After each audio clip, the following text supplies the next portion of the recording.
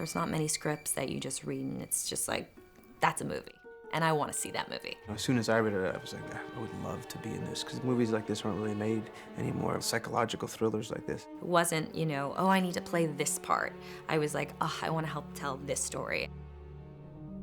Patricia Highsmith in Europe conjures up, you know, Ripley and movies like that, and beautiful, usually American people in some sort of exotic location, in this case, Greece. It's all about what's going on inside the characters. I mean, that's what Highsmith does, which I love, is puts you in the bad guy's shoes and makes you feel scared for them. Mr. Dunleavy? No. I think you get the wrong one. How about Mr. McFarland? None of them are who they present themselves to be. I play a man whose name is definitely not Chester McFarland.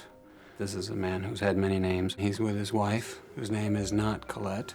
We never find out what's the beauty of the story. He's a bit of a swindler and uses people for money, and we're kind of on the lam. The image you first see, let's say, of this married couple, Gatsby-esque sort of couple. Very quickly you start to see flaws in their characters. They're all kind of, not villains, but they're all sort of pretty troubled characters. It's not just my character, who seems one thing, he becomes another. It's also Kirsten's character and Oscar's character, who subvert your expectations, I think, as an audience. He already skimmed his commission.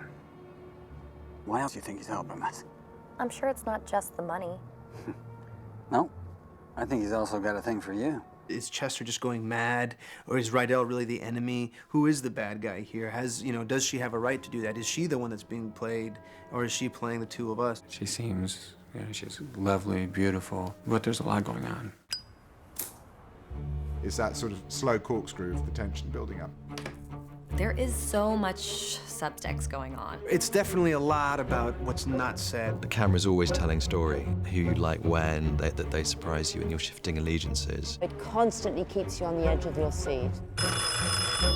In the suspense bits, it's very influenced by Hitchcock. That's the way movies used to look. It's a story we haven't seen in a while. All the characters are flawed, and that's why I think it's a true film noir. A real sense of craft and artistry and just a good yarn.